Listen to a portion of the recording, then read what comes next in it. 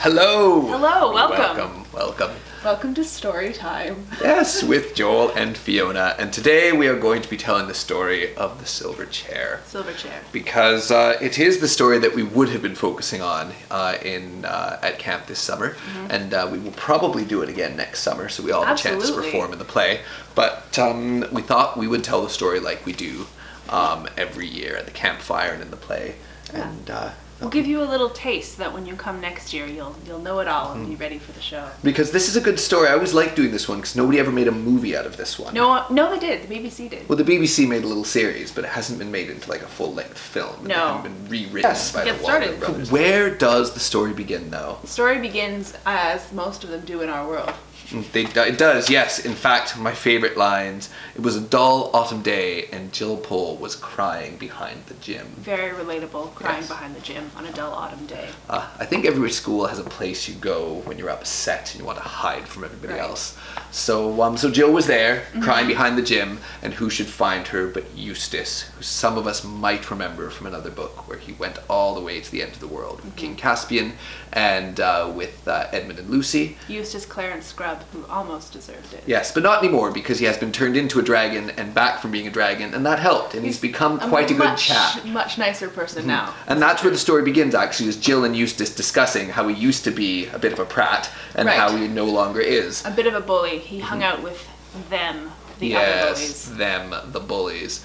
And so Eustace tells Jill that it was actually in his time in the land of Narnia that he became a bit of a better person. And they agree that they should actually try to get into Narnia. Right, which no one's ever really tried to do in the books before. They sort of end up going there by accident, and Eustace is slightly unsure how to do this, but they sort of call to Aslan and hope for the best, but the bullies turn up. They do, yes. And just as they're calling to Aslan, the bullies arrive and they run from them, run away towards a door in a wall, which usually leads out into the moor, which is kind of like the forest, like very low-lying treed forest. No trees on a moor. No, there's shrubs. Yeah. Shrubs. Yeah, but large gorse bushes. They get above your head sometimes. Okay, fine. Yes. They're not trees. Okay, fine. Anyhow, a wilderness. A wilderness. An outdoor space. And that door is almost always locked. And they run up to it in the vain hope that maybe today somebody might have left it unlocked and they'd get away for a little while away from the school. But when they open the door, much to their surprise, it doesn't look at all like the moor. It's like the most beautiful forest in the world. Huge trees, actual trees, not the moor. Right. And they go through because the alternative is bullies, which I think everyone can relate to. If you could find a door in the wall of your school and get away from them, I would have taken it. I don't know about you. Absolutely.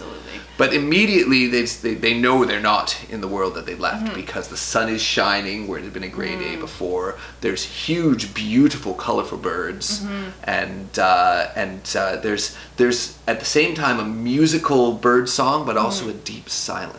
Right. All you hear is the birds. There's nothing else. So underneath that beautiful bird call is just people in the listen. So and they find a cliff. Yes. They go for a little walk. They find a cliff, and Jill's got quite a head for heights. She doesn't mind the cliff. Eustace is a little more scared of the cliff. Right. But there's a bit of a scuffle, there's a bit of fear, a bit of back and forth, and the result is that Eustace actually is the one that goes tumbling off the side of the cliff. He pulls Jill back and falls over himself, right. And just in that moment, Jill has the most terrifying moment of her life, and considering the adventure she's about to have, that's a pretty big statement, but she does say it's the scariest thing that's ever happened. Just for a moment, she thinks that Eustace has died falling off a cliff and that it was her fault. But then a great lion appears, and he comes up to the side of the cliff, and he starts to blow. Yeah, this wind picks up Eustace and carries him far away, as fast as you can imagine, into the distance, and the lion turns away. Yeah, and you can imagine at this point, if you're, say, a girl in school, roughly 10 years old. Yeah, roughly 10 years old. You've been teleported to a world that you did not know existed. You have accidentally thrown your friend off a cliff. Right. You have then seen an enormous lion come and do a bit of blowing and then walk off. Jill was a little overwhelmed. She's having a bit of a day. A little bit of a day. Right. And so she's quite upset, but she does find that eventually crying is not enough, and she gets thirsty, and she goes wandering off looking for a stream, and at that stream, there is the lion. The lion. Right.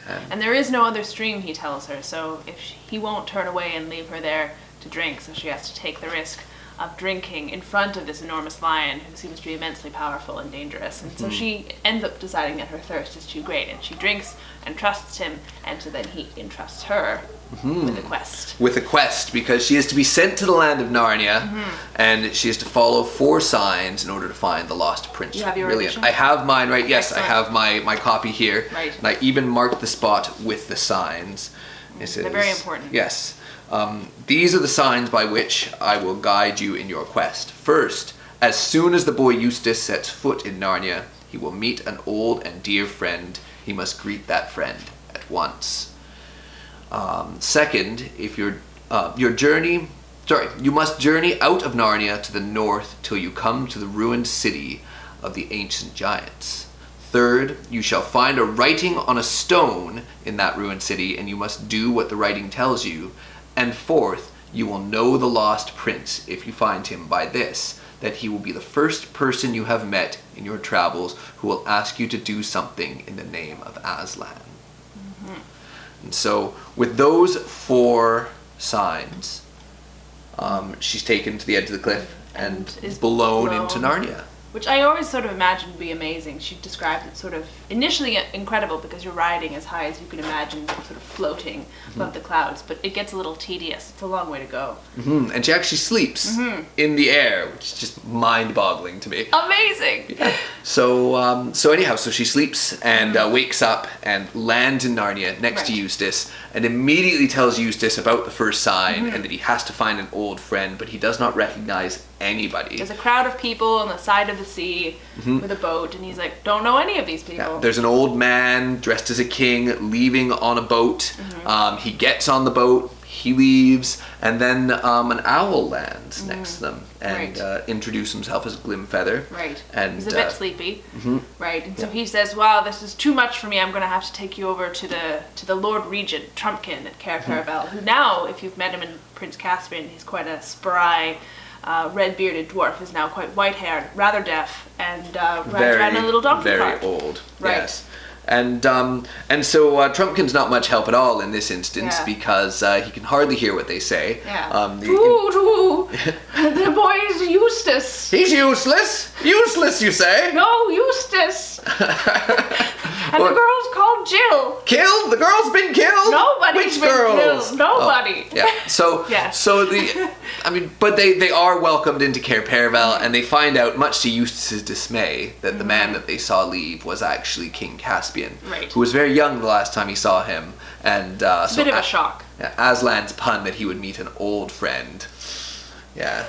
Not helpful, Aslan. I mean, he's an old friend of Eustace's, I suppose, but also old. A friend that is old. Right. Both apply. So they've muffed the first sign. The first sign, they missed it. They're not getting the help of a king. Right. And in fact, Glimfeather comes to their rooms and lets them know that actually Trumpkin probably won't let them leave because the king actually gave a decree saying nobody else was to go off looking for his son because too many champions had gone and died. The whole story as well is that Prince Rilian, who's Caspian's son, was off on a sort of forest party with his mother years ago, and she was killed by a snake, and so he vowed to go and look for the snake and avenge his mother who died, and then he disappeared one day looking for it after having seen this beautiful woman in the woods. And so years and years of great Narnians, wonderful Narnians going off looking for Prince Rilian, and they never came back. Right? Yes, yeah. And all of that story gets told by the owls to the children. Right. And the owls agree that the best thing they can do is sneak the children out of the castle, up into the northern reaches of Narnia, introduce them to Puddleglum, and send them on their quest sort of behind Trumpkin's back. A bit sneaky. Sneaking away. And so they do, you have to get the bread. They do actually go and they get carried by owls, and they're very tired, and they arrive in the northern marshes where they meet Puddleglum, one of the greatest characters in all of Narnia, who is a who is a very serious marshwiggle. Long limbs, big pointy hat, smokes a pipe where the smoke billows down to the ground. Slightly webbed feet. Yes, webbed hands and feet, and very serious face at all times. Always suggesting that perhaps the worst is going to happen.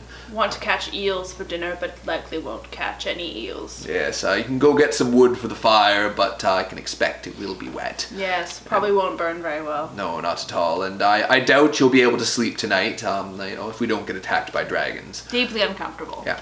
And so...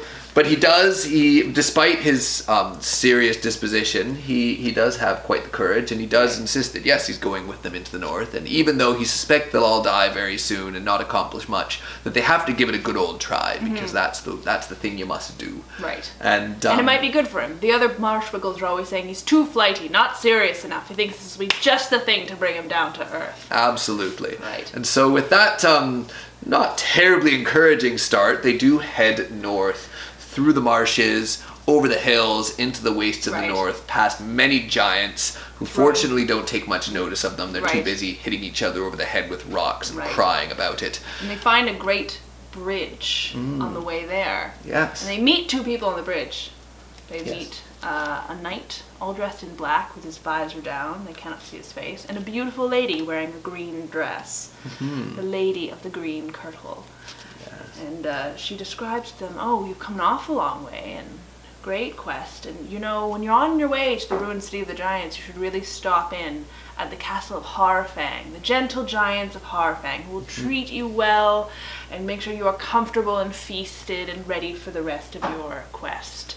And you can tell them that the Lady of the Green Kirtle sends these children in this marshwiggle for the autumn feast with my blessing. Right. And so from that moment, they get very excited about riding at Harfang, because it's getting cold. Right. It's getting wet. It's snowy. It's snowy. There's not much wood to make campfires. They're very uncomfortable almost all the time.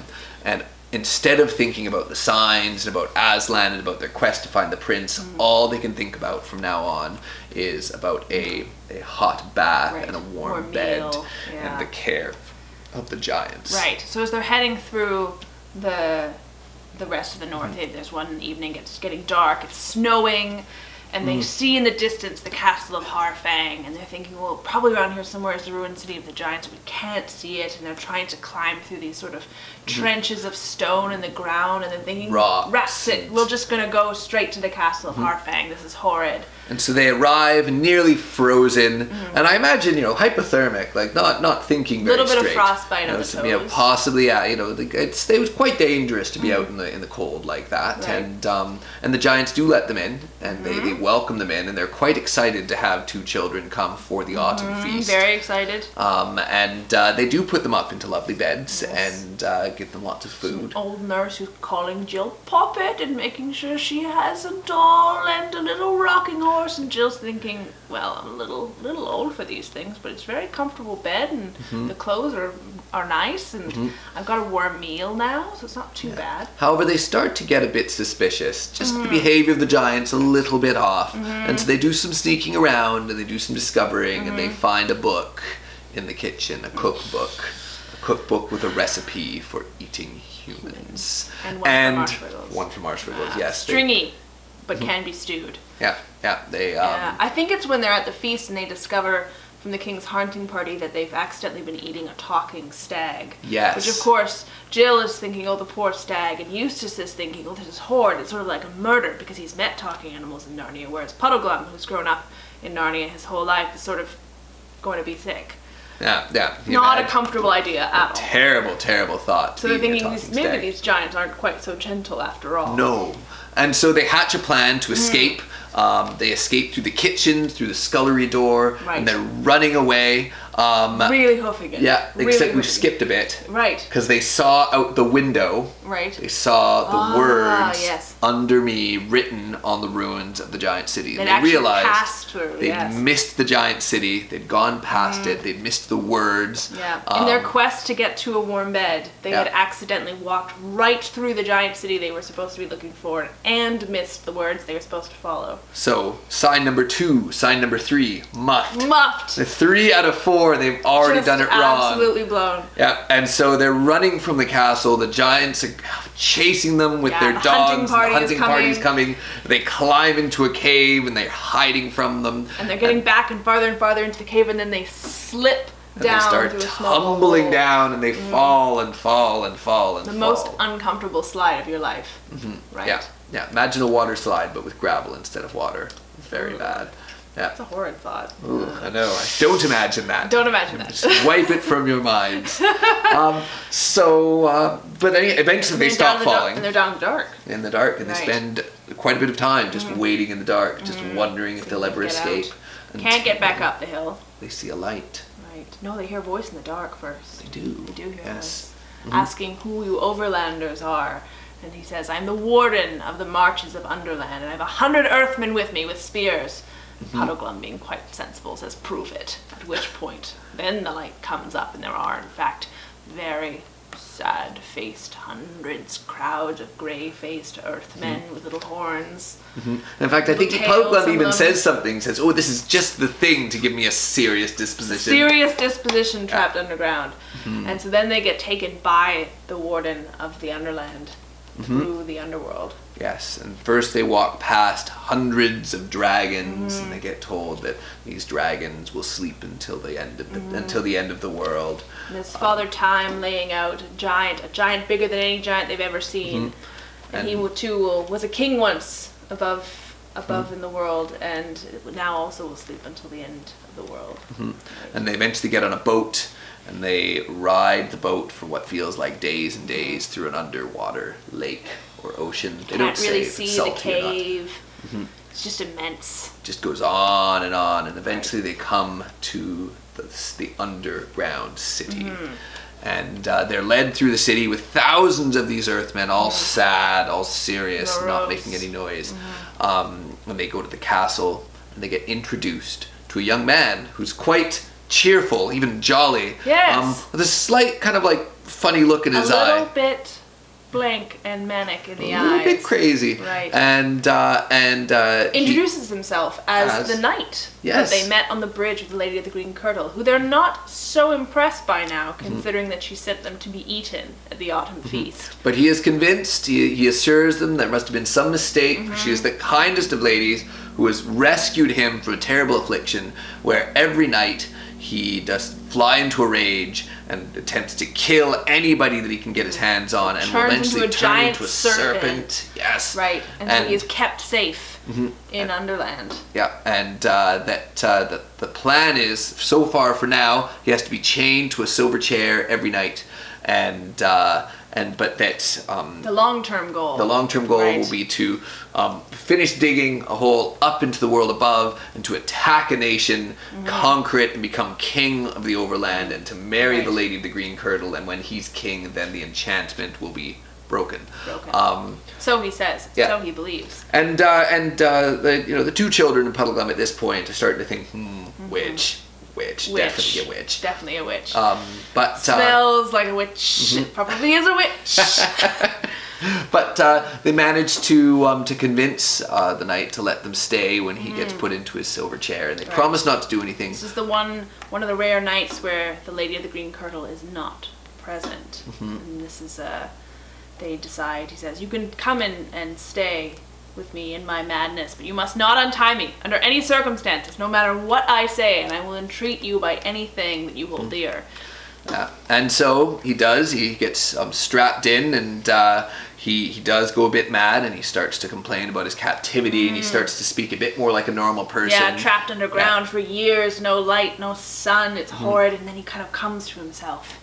And he says, "I call upon you in Aslan's name." And it's the fourth sign.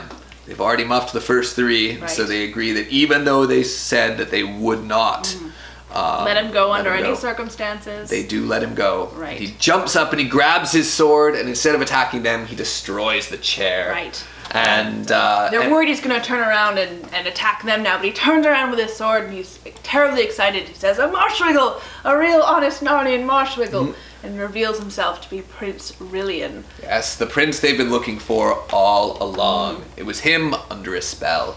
And they start to hatch a plan to escape when who should arrive at the worst possible moment The witch! The witch, the lady of the green kirtle, arrives. And for a moment she looks very angry, but then she calms herself.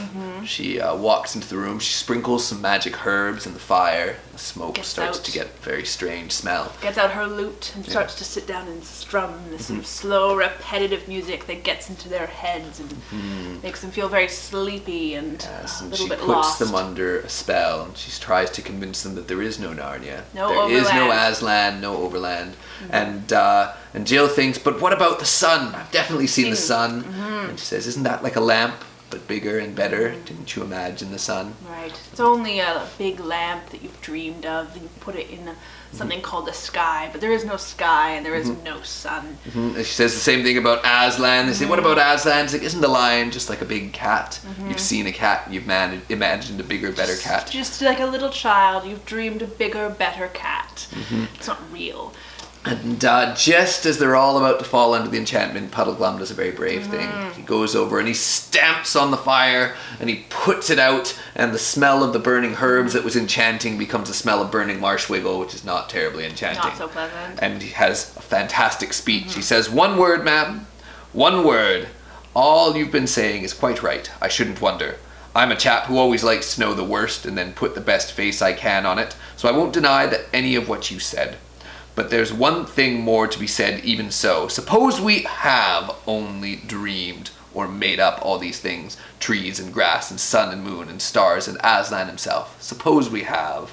Then all I can say is that in that case, the made-up things seem a good deal more important than the real ones." It says we're just babies making a game, if you're right, but 4 babies playing a game can make a play world that makes your real world hollow, and they're going to spend the rest of their lives looking for Overland. And he, of course, being very practical, says, not that our lives should be very long, I shouldn't wonder, but that's a small price to pay if the world is dull a place as you say it is. And so they... Witch is in a fury now. Yep, and they escape the enchantment, and the witch turns into a giant snake, and a sword fight ensues, and they kill the giant snake, which was indeed the giant snake that killed Rillian's mother. Set all of this in motion. So he's been avenged. They then make their way back out into the city, and all the Earthmen have been freed of their enchantment, and they go back down into Bism, which is they've been the very deeper sad. land. Yeah, they've been very sad all this time because they're far too close to the surface, too cold and miserable. But down in Bism, it's like a land of lava and jeweled trees, and they're very excited. And of course,